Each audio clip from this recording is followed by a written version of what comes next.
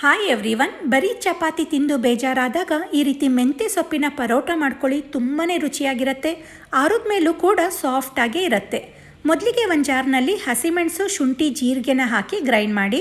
ಒಂದು ಪ್ಲೇಟ್ನಲ್ಲಿ 1 ಬೌಲ್ ಗೋಧಿ ಹಿಟ್ಟು, 3 ಟೇಬಲ್ ಸ್ಪೂನ್ ಕಡಲೆ ಹಿಟ್ಟು, ರುಚಿಗೆ ತಕ್ಕಷ್ಟು ಉಪ್ಪು, ಅರಿಶಿಣ, 1 ಟೀ ಸ್ಪೂನ್ ಖಾರದ ಪುಡಿ, ಕ್ರಷ್ ಮಾಡಿದ ಅಜ್ವೈನ್, ಸ್ವಲ್ಪ ಹಿಂಗು, 1 ಟೀ ಸ್ಪೂನ್ ಕಸೂರಿ ಮೇಥಿ, ಬಿಳಿ ಎಳ್ಳು 1 ಟೇಬಲ್ ಸ್ಪೂನ್, 3 ಟೀ ಸ್ಪೂನ್ ಎಣ್ಣೆ, 4 ಟೇಬಲ್ ಸ್ಪೂನಷ್ಟು ಮೊಸರು, ಚಿಕ್ಕದಾಗಿ ಹೆಚ್ಚಿದ ಮೆಂತ್ಯ ಸೊಪ್ಪು, ಕೊತ್ತಂಬರಿ ಸೊಪ್ಪು, ರುಬ್ಕೊಂಡ ಪೇಸ್ಟ್ ಹಾಕಿ ನೀರು ಹಾಕ್ದೇ ಮೊದಲಿಗೆ ಹಾಗೆ ಕಲಸಿ. ನಂತರ ಸ್ವಲ್ಪನೇ ನೀರು ಹಾಕಿ ಚಪಾತಿ ಹಿಟ್ಟಿನ ಹದಕ್ಕೆ ಕಲಿಸ್ಕೊಂಡು, ನಿಮಗೆ ಯಾವ ಸೈಜ್ ಬೇಕೋ ಆ ಸೈಜ್ನಲ್ಲಿ ಯಾವುದೇ ಫೋಲ್ಡಿಂಗ್ಸ್ ಮಾಡ್ದೇ ಪ್ಲೇನ್ ಚಪಾತಿ ಥರ ಎಷ್ಟು ತೆಳು ಬೇಕೋ ಅಷ್ಟು ತೆಳುವಾಗಿ ಉಜ್ಕೊಂಡು, ನಂತರ ಇದನ್ನು ಕಾದಿರೋ ಹಂಚಿಗೆ ಹಾಕಿ 2 ಸೈಡ್ ಎಣ್ಣೆ ಹಾಕಿ ಬೇಯಿಸ್ಕೊಂಡ್ರೆ ಮೆಂತ್ಯ ಸೊಪ್ಪಿನ ಪರೋಟ ರೆಡಿ ಆಗತ್ತೆ.